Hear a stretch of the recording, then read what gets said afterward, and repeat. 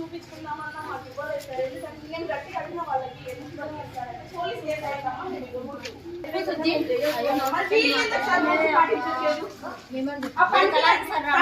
ఆటోలలో పంపించడం ఎందుకు సార్? అంబులెన్సులు ఉన్నాయి, అందులో పంపించచ్చు కదా.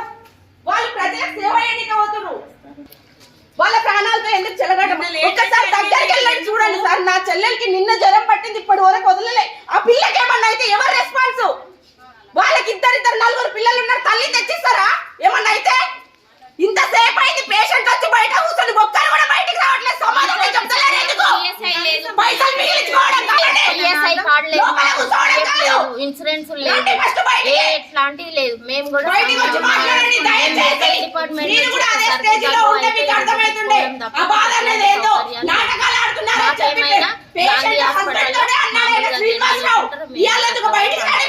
ఈఎస్ఐ కార్డులు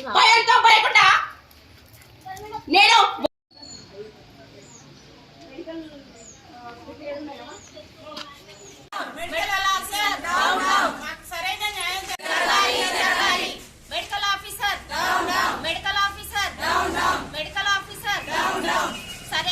న్యాయం జరగాలి.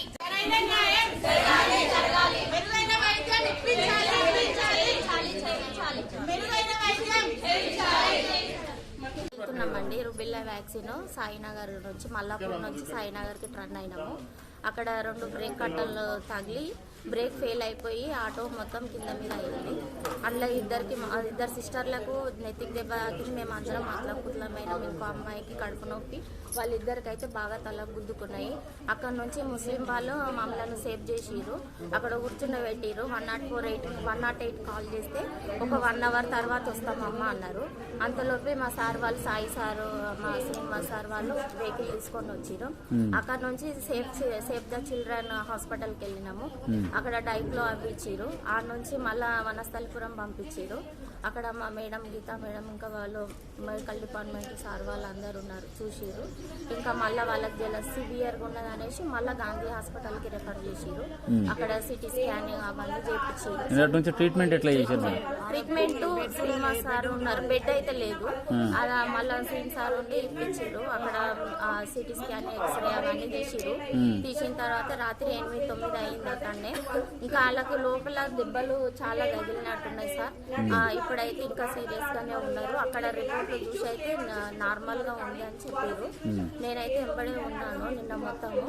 నాకు కూడా హై బీపీ అయిపోయింది, నాకు కూడా అక్కడనే మెడిసిన్ ఇచ్చారు. ఇంకొక అమ్మాయికి కడుపు నొప్పి, ఆమె ఇంకా ఇంటి దగ్గరనే ఉంది, ఇక్కడికి రాలేదు. 2 సిస్టర్లు కూడా ఇంటి దగ్గరనే ఉన్నారు. ఇది సార్ జరిగింది. ఇప్పటి వరకు అయితే నిన్న 11:40 సార్. మేము నిన్న 11 గంటలకు జరిగితే ఇప్పటి వరకు స్థానికంగా ఉన్న ఎమ్మెల్యే మీకు ఏమన్నా ఫోన్ కూడా చేసేమన్నా? సార్ శ్రీనివాస్ సార్ కానీ Sai sir, medical officer madam అయితే ఇప్పుడు మమ్మల్ని మరి ఈరోజు కింద కూర్చొని ధర్నా చేస్తారు. మీకు మరి ఏం న్యాయం కావాలనుకుంటారు? న్యాయం అంటే ఇప్పుడు ఒక స్టాఫ్ మా సార్ సూపర్వైజర్ సార్ వస్తేనే అక్కడ పట్టించుకోరు. గాంధీ హాస్పిటల్లో కానీ ఏడనైనా కానీ మాకు ఒక ఈఎస్ఐ అనేది లేదు, ఇన్సూరెన్స్ అనేది లేదు. ఇప్పుడు మేము ఏరియా ఎక్కడ పోమంటే అక్కడ పోతాం సార్. పారితోషికం జీతం అనేది ఫిక్స్ లేదు. ఇన్సూరెన్స్ కానీ ఈఎస్ఐ కార్డు కానీ మాకు ఏది లేదు సార్. మేము ఎన్ని రోజులు చేసినా వెట్టి చాకిరి కిందనే. మాకు పిల్లలు ఉన్నారు, మాకు ఫ్యామిలీ ఉన్నారు. మేము ఎంత చేసినా కూడా వెట్టి చాకిరి కిందనే వస్తున్నాం. మాకు ఎలాంటి ఇన్సూరెన్స్, ఒక కంపెనీలో చేసే పని వాడికి ఉన్నది ఈఎస్ఐ కార్డు, కానీ మాకు మాత్రం లేదు సార్. ఇప్పుడు చూసుకుంటే మేము ఇక్కడ చూసుకోవాలి, లేదంటే ప్రైవేట్కి వెళ్ళాలి అంతే తప్ప మాకు ఎలాంటి ఈఎస్ఐ కార్డు, ఇన్సూరెన్స్ కార్డు ఇలాంటివి మాకు లేవు సార్. మేము ఎన్ని రోజులు చేసినా అన్ని రోజులు చేయాలి, చేత కాకుండా ఇంట్లో కూర్చోవాలి. గ్యారంటీ లేదు సార్. కష్టానికి ఫలితం లేదు. మేము ఒక గర్భిణీ స్త్రీని సేవ్ చేస్తున్నాం, ఒక బాలింతను సేవ్ చేస్తున్నాం.